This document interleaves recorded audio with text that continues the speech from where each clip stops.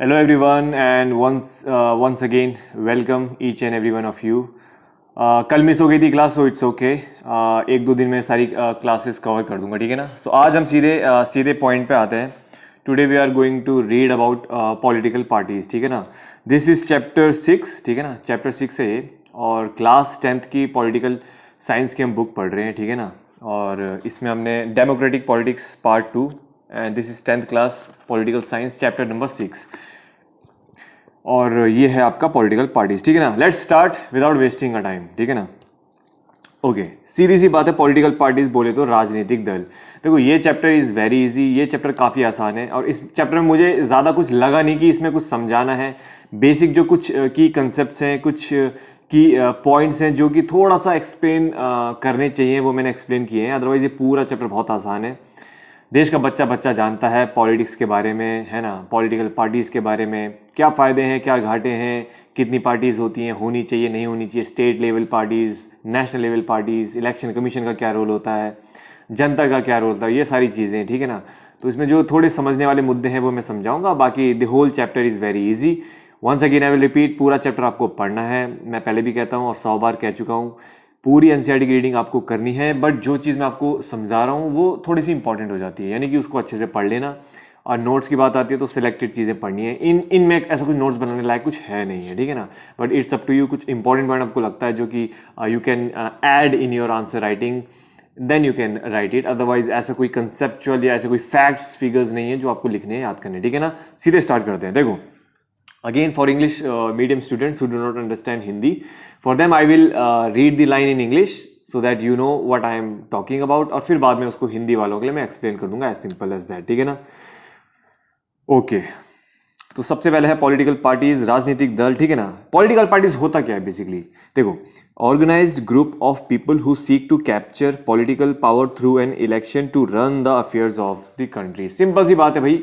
देखो, organise group होता है, ठीक है ना. ऐसा ऑर्गेनाइज ग्रुप है कि एक प्रॉपर सिस्टमेटिक वे में चलते हैं, ठीक है ना. ऑर्गेनाइज ग्रुप है, कोई लीडर होता है, कोई पार्टी का लीडर होता है या हेड होता है, वो पूरे ग्रुप को कमांड करते हैं, ठीक है ना. और अपने तरीके से एक ग्रुप को चलाते हैं, ठीक है ना. ऑर्गेनाइज्ड ग्रुप है लोगों का, ठीक है ना. मेन एम क्या है? मेन एम होता है टू सीक द पावर, ठीक है ना. पॉलिटिकल पावर, ठीक है ना. पॉलिटिकल पावर इनको चाहिए होती है, ये इनका मेन एम होता है. इलेक्शन के जरिए क्यों चाहिए होता है? The only thing is to run the affairs of a country. Simple सी बात है, कंट्री को चलाने के लिए. सिंपल सा है, ठीक है ना. ऑर्गेनाइज ग्रुप है और उनका मेन एम है to capture the political power so that they can run the affairs of a country. As simple as that. यही पॉलिटिकल पार्टी का कंसेप्ट है. बाकी सीधे आते हैं अगले पेज में. ओवरव्यू में बस बता रखा है कैसे कैसे पढ़ेंगे, क्या पिछले चैप्टर्स का इस चैप्टर के साथ कनेक्शन था. एज सिंपल एज दैट, ठीक है ना. Will move to next chapter, sorry next page. सीधे आ जाते हैं. Why do we need political parties. क्यों चाहिए हमें पॉलिटिकल पार्टीज? देखो, सिंपल सा फंडा है. क्यों चाहिए हमें पॉलिटिकल पार्टीज? भैया, जितनी ज़्यादा पार्टीज होंगी, है ना. कई देखो, एक पार्टी होगी तो जाहिर सी बात है हमारे पास ऑप्शन नहीं रहेंगे. एक ही पार्टी है, उसी को अगर हम वोट देते हैं, फिर हम वो उसी के रिप्रेजेंटेटिव्स आएंगे, उसी के मेंबर्स आएंगे, तो हमारे पास कोई ऑप्शन ही नहीं है. If you want a change we can not choose other people. तो इसलिए अलग अलग पार्टीज होती हैं. तो ठीक है, हमें एज पर आवर नीड, अगर हमें लगता है कि yes currently this party is not doing good things, this party is not doing up to the limitations, तो फिर हम उसको चेंज कर सकते हैं. In the next elections we can just choose a different leader and then obviously rotation वाला scene चलता है, ठीक है ना. सिंपल सा कंसेप्ट यही है. देखो, मीनिंग ये मैंने बता दिया था कि political party is a group of people who come together to contest elections and hold power in the government. ठीक है, मीनिंग है, पहले भी बता दिया था. सीधे से बात आते हैं. पॉलिटिकल पार्टी है 3 कंपोनेंट्स, ठीक है ना. ऑब्वियसली 3 कंपोनेंट्स बोले तो जैसे कि एक लीडर होते हैं, जाहिर सी बात है हर पार्टी का एक लीडर होता है. उसके बाद एक्टिव मेंबर्स होते हैं, जैसे कि आप बोल सकते हो मिनिस्टर्स हो गए, या फिर जो इलेक्शन जीत के आते हैं, जो बाकी मेंबर्स होते हैं. तीसरे होते हैं फॉलोअर, जो होते हैं सपोर्टर्स, ठीक है ना. बस 3 इनका मेन कंपोनेंट्स हैं. अब बात आती है फंक्शंस की. देखो, ये चैप्टर ऐसा है, इसमें मुझे नहीं लगता समझाने की भी जरूरत है, क्योंकि ये बहुत बहुत बेसिक चैप्टर है. इसमें मतलब बस आपको रीडिंग करनी है, आपको सब समझ में आ जाएगा. बस जो कि मैं सीरीज चला रहा हूँ तो ठीक है, जो थोड़ा बहुत लग रहा है कि समझा देता हूँ. अदरवाइज इसमें समझने लायक कुछ नहीं है, कंसेप्चुअल बेस कुछ भी नहीं है, ठीक है ना. Very easy chapter. पहला बात है फंक्शंस क्या है भैया. Party election, party contest elections, ठीक है भैया. पार्टीज जो अलग अलग पार्टीज हैं वो मैदान में उतरती हैं और एक दूसरे के खिलाफ लड़ती हैं मतलब इलेक्शन लड़ती हैं, ठीक है ना। दूसरी बात है parties put forward different policies and programmes. मैंने देखो हर पार्टी की अलग अलग एक थिंकिंग होती है, एक आइडियोलॉजी होती है, ठीक है ना। अब कोई लेफ्ट है, कोई राइट है, किसी का अपना विजन अलग है, किसी का मोटिव अलग है, किसी के लेवल ऑफ किसी का थिंकिंग जो थिंकिंग का लेवल ऑफ थिंकिंग है वो डिफरेंट है।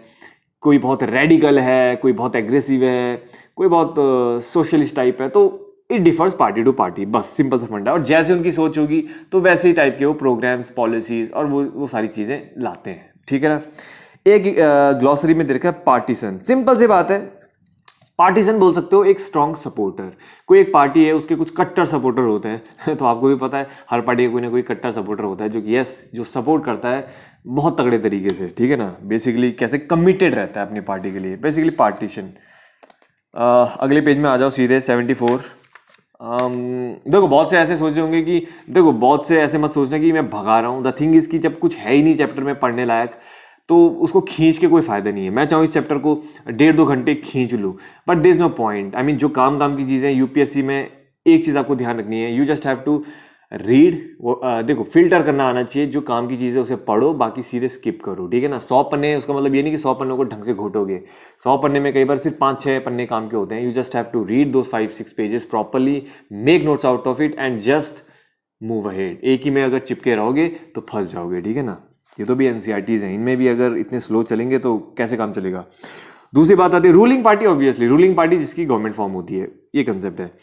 Parties play a decisive role in making laws for a country. Obviously बहुत देखो अगर पार्टी जो रूल कर रही है ऑब्वियसली उनका तो मेन रोल होता ही है, बट जो अपोजिशन में है वो भी एक बड़ा रोल प्ले करते हैं। कई बार वो गवर्नमेंट को प्रेशराइज करते हैं, क्रिटिसाइज करते हैं, कहीं ना कहीं वो इन्फ्लुएंस करते हैं गवर्नमेंट पॉलिसीज को, ठीक है ना। फिर आता है parties form and run government. Yes you know it. Parties shape public opinion. Yes parties do shape. मैंने बोला कि बहुत से सपोर्टर्स होते हैं, हर पार्टी के कुछ स्ट्रॉन्ग सपोर्टर्स होते हैं। तो जैसे पार्टी की आइडियोलॉजी होती है तो सपोर्टर्स की भी वही आइडियोलॉजी होती है।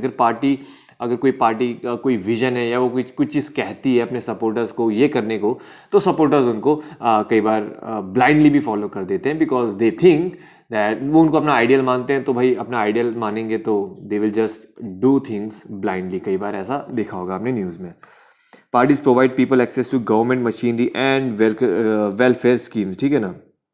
जैसे कि देखो इम्प्लीमेंटेड बाय गवर्नमेंट, बस वही बात है। देखो यहाँ पर मोस्टली रूलिंग पार्टी की इसमें बात है, ठीक है ना। Access to government machinery and welfare schemes, ठीक है भाई, ये सारी चीज़ें तो उनका it is their function, it is their main aim. ये चीज़ तो लाएंगे ही, और अपने पॉलिसीज प्रोग्राम्स इन सारी चीज़ों के थ्रू ये सारी चीज़ें लाएंगे, ठीक है ना।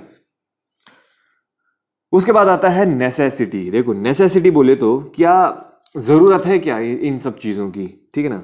क्या ज़रूरत है? वी नीड पॉलिटिकल पार्टीज के। क्या पॉलिटिकल पार्टीज की ज़रूरत है? एग्जैक्टली ज़रूरत तो है, बिल्कुल बहुत ज़रूरत है। क्यों ज़रूरत है भाई? देखो we need political parties because they perform all the functions, ठीक है, यू नो इट कि वो सारे फंक्शंस परफॉर्म करते हैं, ठीक है ना।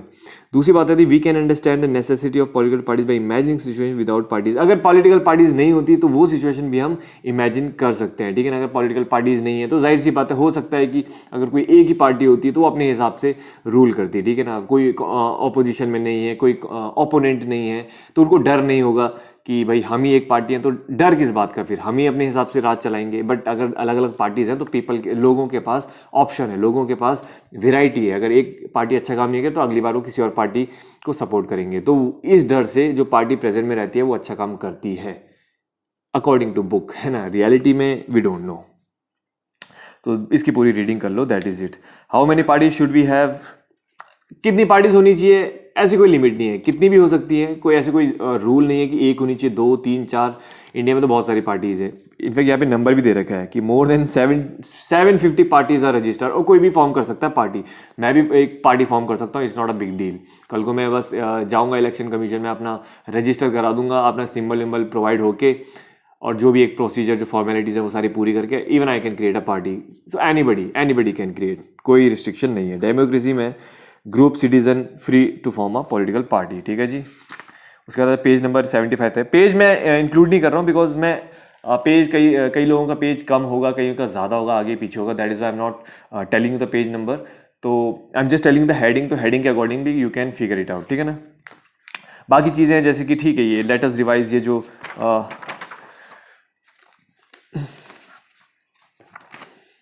जैसे ये होते हैं ना, फिगर्स होते हैं, ये थोड़े से पिक्चर्स होती हैं, इनको पढ़ लेना चाहिए, इनसे थोड़ा सा आपकी कंसेप्चुअल क्लैरिटी हो जाएगी, ठीक है ना। उसके बाद आ जाओ पेज नंबर 6, ठीक है, पेज नंबर की ज़रूरत नहीं है। एक है जैसे ये एक आर्टिकल छाप रखा है, a moral force in politics, you can read it, just एक डिलेमे वाली सिचुएशन है, यू कैन रीड इट, ठीक है ना, समझाने वाली इसमें कुछ बात नहीं है। देखो यही जो कंसेप्ट है, how many parties should we have, देखो एक कंसेप्ट ये आता है कि टू पार्टी सिस्टम या फिर मल्टीपल पार्टी सिस्टम। इंडिया में मल्टीपल पार्टी सिस्टम है, सिंपल सी बात है, क्योंकि 2 से ज़्यादा पार्टीज हैं, पॉलिटिकल पार्टीज हैं। लेकिन यूएस की बात करते हैं जहाँ पे 2 पार्टीज हैं, ऑब्वियसली पता है सबको, डेमोक्रेट या रिपब्लिक, तो कोई भी अगर प्रेसिडेंट आता है तो इन 2 पार्टी में से एक चुना जाएगा, तो 2 पार्टी सिस्टम है, तो या तो इनके तरफ से होंगे, इनकी तरफ से होंगे। लेकिन इंडिया में ऐसा नहीं है, अभी तो ऑब्वियसली 2 मेजर पार्टी हैं इंडिया में, बट द थिंग इज कि इसका मतलब ये नहीं कि तीसरी पार्टी में से कोई प्राइम मिनिस्टर नहीं बन सकता, बन सकते हैं, हु नोज इन फ्यूचर कौन बने क्या बने, but the thing is India has a multiple party system, ठीक है ना। उसके बाद आता है चाइना की, तो पता है आपको, चाइना में एक ही है कम्युनिस्ट पार्टी है, ठीक है ना, तो वही उन्हीं के मेंबर आते रहते हैं, तो बेसिकली उनको 1 पार्टी भी बोल सकते हैं, दैट इज इट, ठीक है ना। इंडिया में we have multi party system and this is, ये पूरा इस में यही चीज़ एक्सप्लेन कर रखी है, you can just read it. Concept बस 2 पार्टी और मल्टीपल पार्टी का है, तो दैट्स इट। जैसे कि 2 पार्टी सिस्टम लिख भी रखा है, ठीक है, power use change between 2 main parties, और बाकी United States and United Kingdom का एग्जाम्पल दे रखा है, which I have already told you. फिर आ जाओ अगले पेज में,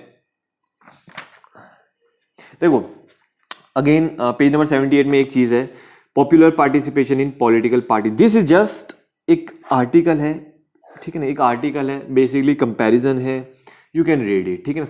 कुछ कंसेप्ट ऐसा कुछ नहीं, जस्ट थोड़ा जो यहाँ पे ग्राफ्स दे रखे हैं, टेबल दे रखे हैं, जन इनके अकॉर्डिंगली आप समझ ले रहे हैं, ठीक है ना, दैट्स इट।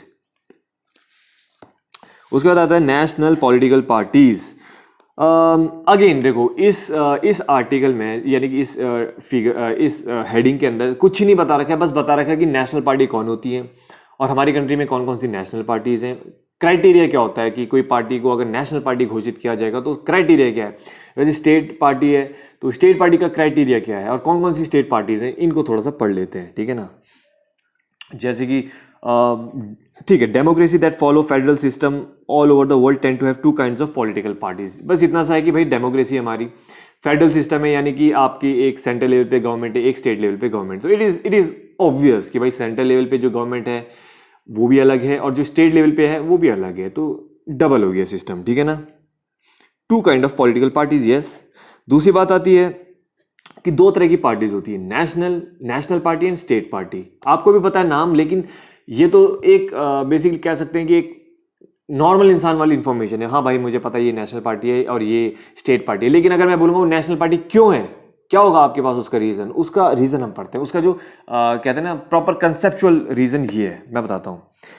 हाँ पहले उससे पहले एक चीज़ की भाई जो भी पार्टी है उसको रजिस्टर करना पड़ता है इलेक्शन कमीशन में। ये मैंने आपको पहले बता दिया, ठीक है ना। कुछ रूल्स होते हैं, कुछ गाइडलाइंस हैं जो कि पार्टी को फॉलो करना होगा, या फिर कोई पार्टी को अगर नेशनल या स्टेट लिस्ट पे आना है, मतलब स्टेट पार्टी और नेशनल पार्टी में आना है, तो ये कंडीशंस फुलफिल करनी पड़ेंगी। वो क्या है देखो, ध्यान से सुनना इस चीज़ को। स्टेट पार्टी वो देखो सिंपल सी बात है, मैंने लिख भी रखा है, इतना याद रखना आप, 6% ऑफ टोटल वोट्स पहली कंडीशन, और दूसरी कंडीशन मिनिमम 2 सीट्स। अब मैं इसको एक्सप्लेन करता हूं। स्टेट पार्टी देखो, कोई भी पॉलिटिकल पार्टी को हम स्टेट पार्टी का दर्जा तब देंगे जब उसके टोटल नंबर ऑफ वोट्स 6% होंगे स्टेट लेजिस्लेटिव इलेक्शंस में, अलॉन्ग विद दैट 2 सीट्स होंगी स्टेट लेजिस्लेटिव असेंबली में, मिनिमम 2 सीट्स होंगी, तब उस पार्टी को हम बोलेंगे कि ये स्टेट पार्टी है। समझ गए हो? ठीक है जी। नेशनल पार्टी की बात करते हैं। देखो नेशनल पार्टी में क्वाइट थोड़ा ऑलमोस्ट सेम है कंसेप्ट। देखो स्टेट पार्टी में जब स्टेट इलेक्शंस होंगे ऑब्वियसली उस बेसिस पे ही होगा। नेशनल पार्टी में क्या होगा, जब आपके नेशनल लेवल लोकसभा वाले इलेक्शंस होंगे ना, 2 कंसेप्ट, 6% ऑफ टोटल वोट और असेंबली इलेक्शंस 4 स्टेट्स, ठीक है ना। यस, असेंबली इलेक्शन ही है ना, हाँ ठीक है, यही है।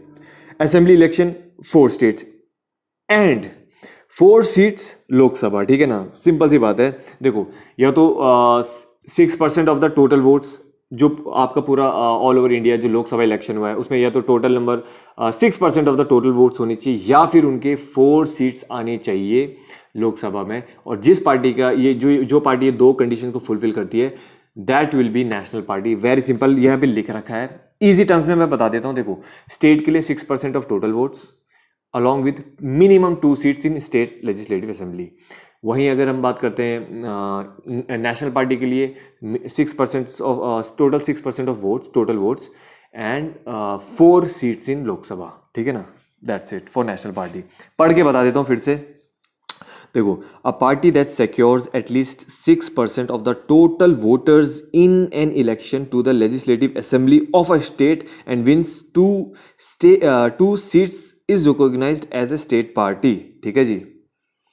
फिर दूसरी बात आती है स्टेट, फिर उसके बाद आता है देखो, कोई भी पार्टी अगर 6% of the total votes in Lok Sabha elections और assembly elections in 4 states and wins at least 4 seats in Lok Sabha is recognised as a national party, ठीक है ना। थोड़ा कंफ्यूजिंग लगेगा बट जो मैंने लिख रखा है मैं इसको दिखा देता हूँ। आई think this will be easy for you. आप ऐसे लिख लेना उसको, ये जो मैंने लिख रखा है ना कोने में, इसको छाप लो,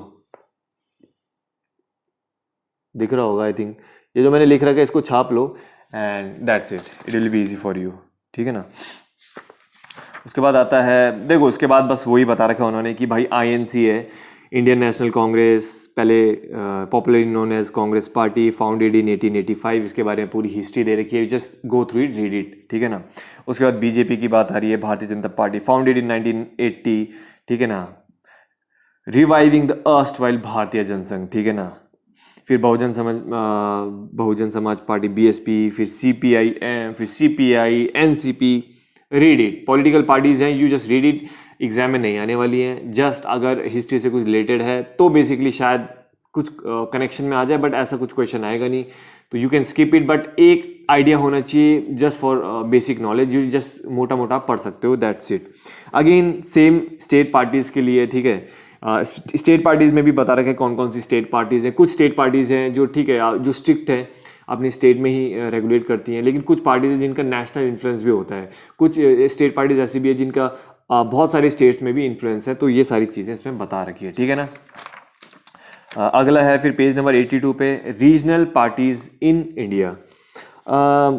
देखो, एज ऑन 6 जनवरी 2007, बेसिकली 6 जनवरी 2007 में जो स्ट्रक्चर था ना पॉलिटिकल सिस्टम, जो पॉलिटिकल पार्टीज का जो स्ट्रक्चर था कि किसी स्टेट में कौन सी पार्टी उस वक्त थी डोमिनेट कर रही थी, किसी स्टेट में कौन सी पार्टी डोमिनेट कर रही है अलग अलग स्टेट्स में, तो वो सारा प्रॉपर चार्ट यहाँ पे दे रखा है। ये मैप है जो इंडिया का, तो आप इसे पढ़ सकते हो, ठीक है ना। उसके बाद आता है आपका, ठीक है, मतलब कितना भी कोशिश करूँ जल्दी करने की, उसके बाद भी लाइक लेक्चर कम से कम 25 मिनट्स और 30 मिनट्स का हो ही जाता है। तो वो भी आई एम ट्राइंग कि कितना मैं शॉर्ट कर पाऊँ, कितना मैं काम की चीज़ें बताऊँ और फालतू चीज़ स्किप कर दूँ, उसके बाद भी लाइक 30 मिनट्स लग रहे हैं। So that is why you have to be very careful how you read, otherwise बहुत टाइम लगेगा, ठीक है ना।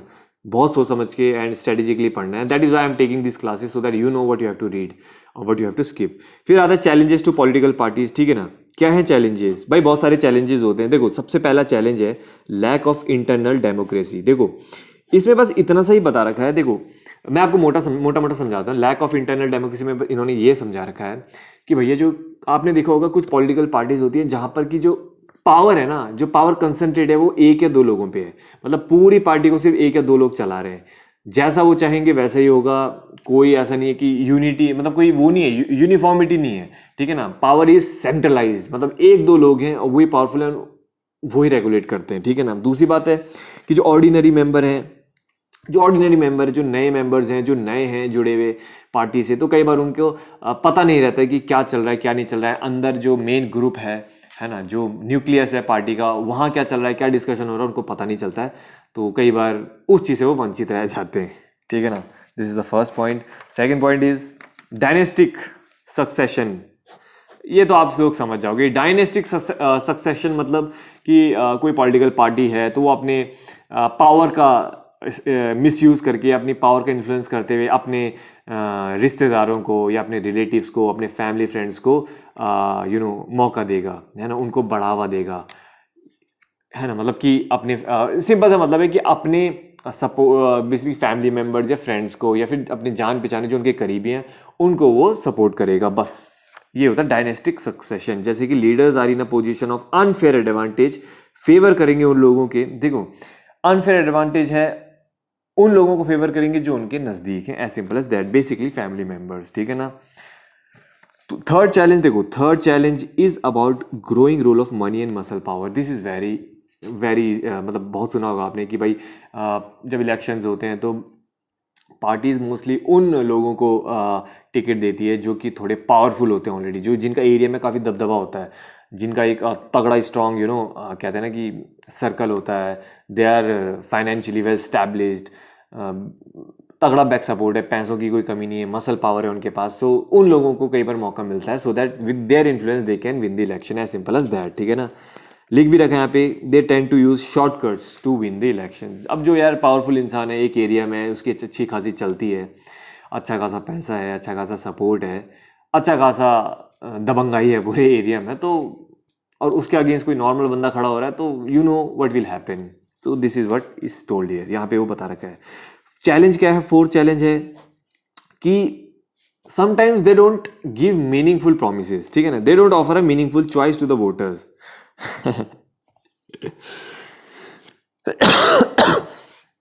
ठीक है ना, इसका मतलब ये है, देखो देखो फोर्थ चैलेंज ध्यान से सुनो इसको, कि parties do not seem to offer a meaningful choice to the voters. कहने का मतलब है यार कि आपको पता है कि दो तीन पार्टी बहुत स्ट्रांग है, अब आपको देखो अगर फॉर एग्जांपल आपको ऐसा कैंडिडेट सेलेक्ट करना है, ठीक है ना, ऐसा कैंडिडेट आपको सेलेक्ट करना है जो जिसके आप हिस्ट्री पढ़ोगे कि आप बोलोगे इसका एजुकेशनल क्वालिफिकेशन अच्छी है and he is well educated, तो you will be like okay I want to support that kind of a person. मुझे ऐसे इंसान को वोट देना है जो कि पढ़ा लिखा हो, जिसका अच्छा बैकग्राउंड हो, बट आपके पास ऑप्शन ही नहीं है, चार लोग खड़े हो रखे हैं और चारों का बिल्कुल घिसा पिटा बैकग्राउंड है, तो आप किसको वोट दोगे मजबूरन में, या तो किसी एक को वोट देना पड़ेगा या फिर नोटा पे क्लिक करना पड़ेगा, है ना, नोटा मतलब नन ऑफ द अबव।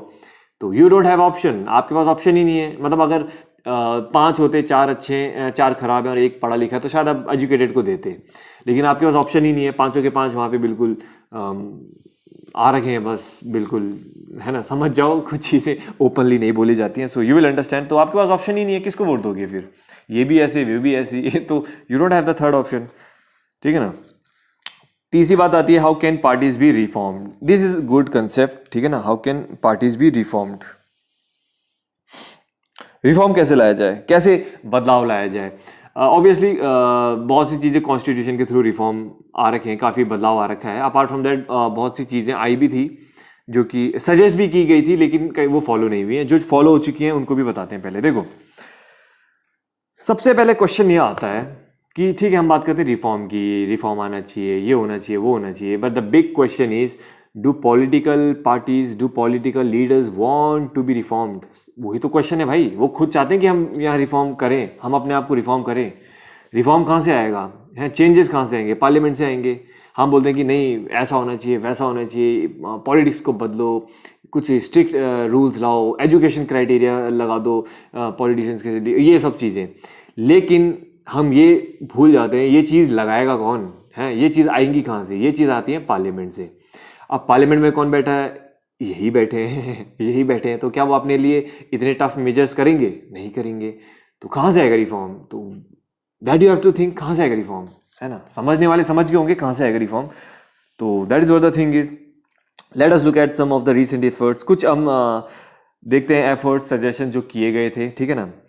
सबसे इंपॉर्टेंट था, आपने एंटी डिफेक्शन लॉ के बारे में तो सुना होगा, दैट इज़ वेरी इंपॉर्टेंट, अभी जब हम उसे पढ़ेंगे अच्छे से। लेकिन डिफेक्शन का यहाँ पे एक कंसेप्ट दे रखा है, ठीक है। डिफेक्शन सिंपल सा मतलब, डिफेक्शन बोले तो जब एक इंसान एक पार्टी से सिलेक्ट हो जाता है लेकिन वो दूसरी पार्टी में स्विच कर देता है, ये होता है डिफेक्शन का मतलब, ठीक है ना। होता क्या था, देखो पहले क्या होता था कि पहले ये होता था कि मान लो एक कैंडिडेट एक पार्टी से सेलेक्ट हो गया है, अब जो बी पार्टी है वो उसको लालच देंगे कि भैया आप हमारी पार्टी ज्वाइन कर दो और हम आपको मिनिस्टर बना देंगे, या हम आपको बढ़िया बंगलो दे देंगे, ये दे देंगे, वो दे देंगे। तो ए पार्टी जो कैंडिडेट जीत गया है ए पार्टी से, उसको लालच आ जाएगा, तो वो पार्टी बी में जंप कर जाएगा। पार्टी बी में जंप करेगा तो ऑब्वियसली यहाँ पर वो जीता है तो जो उसकी जो वैल्यू यहाँ पे ऐड ऑन हो जाएगी, सिंपल सी बात है। तो यहाँ के जो यहाँ से जीता है लेकिन यहाँ का लॉस हो गया ना, पार्टी ए का लॉस हो गया बिकॉज वो पार्टी बी में चले गया। लेकिन फिर नया रूल ये आया कि अगर एंटी डिफेक्शन लॉ के तहत अगर कोई कैंडिडेट ऐसा करता है तो उसकी मेंबरशिप सीधे कैंसिल की दी जाएगी। अब ऐसा नहीं होगा। अगर मान लो कोई ए पार्टी से जीत गया है, वो बी पार्टी में जाता है, ठीक है ना, वो जीतने के बाद बी पार्टी में जाता है तो उसकी मेंबरशिप सीधे कैंसिल हो जाएगी। सिंपल फंडा है, ठीक है ना। यहाँ पे लिखा भी है, देखो कॉन्स्टिट्यूशन अमेंडेड, ठीक है। देखो basically defection in order to become minister और फॉर कैश रिवॉर्ड, मैंने आपको बता दिया, ठीक है ना। अब होता क्या है, नाउ द लॉ सेज कि भैया कोई भी एमपी एमएलए अगर चेंज करता है पार्टीज, ही और she will lose the seat in the legislature. वो जो सीट जीते गए हैं ना, जो सीट उन्होंने जीती है वो सीधे रद्द हो जाएगी, मतलब दे विल लूज, खो देंगे उस सीट को अगर वो दूसरी पार्टी को ज्वाइन करते हैं। सिंपल सा बात है। तो इसलिए अब ऐसा नहीं होता है। लेकिन आप बोलोगे हमने तो बहुत कुछ देखा है, तो भाई रूल्स अलग हैं और रियल लाइफ में क्या होता है बहुत फर्क है ठीक है ना।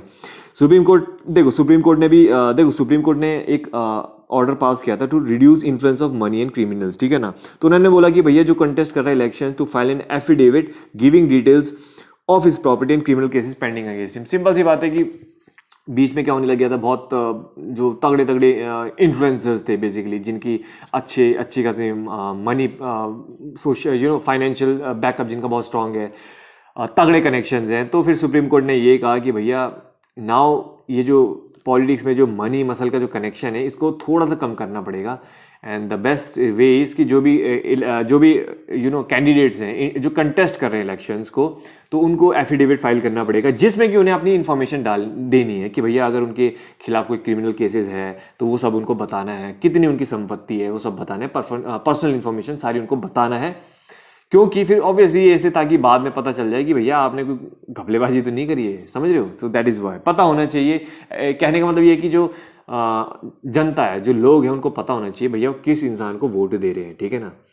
पता होना चाहिए ना कि ये पढ़ा लिखा इंसान है या फिर he is from that background. बहुत ही कॉन्ट्रोवर्शियल चैप्टर है ये, तो इसमें ज़्यादा बोलूँगा नहीं मैं, है ना तो ये बात है। फिर उसके बाद आता है कि many suggestions are often made. ये तो थे, ये दो सजेशन थे जो हैं अवेलेबल है ना, एप्लीकेबल है। कुछ सजेशन ऐसे भी थे जिनकी डिमांड हुई थी बट वो फुलफिल नहीं हुए। जैसे कि भाई वही था कि यही कहा गया था कि भाई पॉलिटिकल पार्टीज को अपनी ही पार्टीज में 1/3 ऑफ द वुमेन को सीट्स देनी चाहिए, टिकट्स देनी चाहिए, बट होता नहीं है ऐसा, ठीक है ना। दूसरी बात है कि जो there should be state funding, जो फंडिंग आती है it should be transparent, but transparent होता नहीं है, ठीक है ना। वो पता लगे दिखता क्या है वो अलग बात होती है। फिर कुछ रूल्स एंड रेगुलेशंस होने चाहिए जो पॉलिटिकल पार्टीज़ की जो इंटरनल अफेयर्स हैं, जो मीटिंग्स हैं, उन पे भी थोड़े से रेगुलेशंस होनी चाहिए। ये सारी चीज़ें बट ये फॉलो नहीं हुई हैं। अब बात आती है there are two other ways in which political party can reform. दो और मुद्दे हैं ये, this is very important, I think this is very important. Page number last page है 86 कि दो ऐसे मुद्दे हैं पॉलिटिकल, देखो two other ways in which political parties can be reform. दो ऐसे अदर वेज हैं जिसमें कि जो ये कंसेप्ट है, जो पॉलिटिकल पार्टीज का कंसेप्ट है, ये रिफॉर्म कैसे हो सकते हैं। सिंपल सी बात है, या तो हम करेंगे या तो जो पॉलिटिकल पार्टीज हैं वो खुद करेंगे। सिंपल है ना। तो देखो पहला है people can put pressure on political parties, as simple as that. मैंने कहा है कि इंडिया में भाई रूल जनता का चलता है, जनता के आगे कुछ भी नहीं है। The whole power is with us, ठीक है ना। जो पीपल है ना इंडिया के, they have the supreme power and they can do whatever they want to do, ठीक है। They can put pressure on any institution, on any political party, because जनता से ऊपर कुछ नहीं है। तो यहाँ पे जनता को अवेयर होना पड़ेगा and they have to put some pressure. जो भी गलत हो रहा है सोसाइटी में, they have to they should come unite together, have a unity and then work for ill things in this society। पहली चीज़ ये हो गई। दूसरी चीज़ ये कि political parties can improve with those who want to join। देखो political parties can improve if those who want to join political parties। देखो simple सी बात है, तो जो पॉलिटिकल पार्टी ज्वाइन कर रहे हैं या तो वो खुद ही अपने से ही कोई रिफॉर्म लाएं, ठीक है ना। तो obviously they can be a change also. अब लास्ट में ये आता है the quality of democracy depends on the degree of public participation, as simple as that. भाई जितना पब्लिक पार्टिसिपेशन होगा, बहुत से लोग वोट देने भी नहीं जाते हैं, ठीक है ना। तो जितना ज़्यादा पॉलिटिकल देखो पब्लिक पार्टिसिपेशन, जितना ज़्यादा पब्लिक पार्टिसिपेट करेगी तो उतना ही ऑब्वियसली ये चीज़ आपकी इंप्रूव होगी ना, क्वालिटी आपकी डेमोक्रेसी की इंप्रूव होगी। और सिंपल सी बात है, इसमें ये भी बता रहा है कि कई लोग सिर्फ क्रिटिसाइज करते रहते हैं, ऐसा हो गया वैसा हो गया, ये सही नहीं हो रहा वो सही नहीं हो रहा, और वोट भी नहीं देने जाते हैं। तो फिर ऐसे लोगों को क्या कह सकते हैं, ठीक है ना। तो बस यही है। एंड इसके बाद चैप्टर है बेसिकली आउटकम क्या है, आउटकम ऑफ डेमोक्रेसी। और इसके बाद एक और चैप्टर है। ये वीडियो आई थिंक मैं दोनों वीडियो कोशिश करूंगा कि कल ला दूँ। And oh I forgot, question पूछना भूल गया तो आप पूछ लेता हूँ। क्वेश्चन पूछ लेता हूँ अब मैं। आपको ये बताना है कि करंटली आप मेरे को ये बताओ, करंटली अभी प्रेजेंट सिनेरियो में टोटल कितनी पॉलिटिकल पार्टीज हैं जो कि नेशनल है, ठीक है ना। मतलब नेशनल लेवल पे कितनी पॉलिटिकल पार्टीज हैं और स्टेट लेवल पे कितनी टोटल ओवरऑल पॉलिटिकल पार्टीज हैं, बस आपको मुझे ये बताना है। तो यही एक क्वेश्चन है आज का, ठीक है ना। सो दैट्स इट, ये चैप्टर कंप्लीट हो गया है। एंड जो 2 चैप्टर बचे हैं आई विल ट्राई कि वो कल हो जाएं, सो दैट कल फ्राइडे है तो आई होप कल वो कंप्लीट हो जाए। सैटरडे को फिर हमारा टेस्ट हो जाएगा एंड संडे ऑफ। तो I hope will be on track.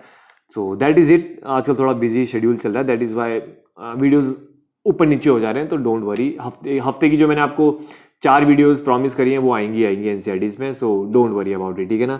So that's it for today and I hope you like the lecture and see you next video. और रात को लाइव सेशन होगा तो ज़रूर आ जाना 10 बजे, ठीक है ना। Have a good day guys, see you.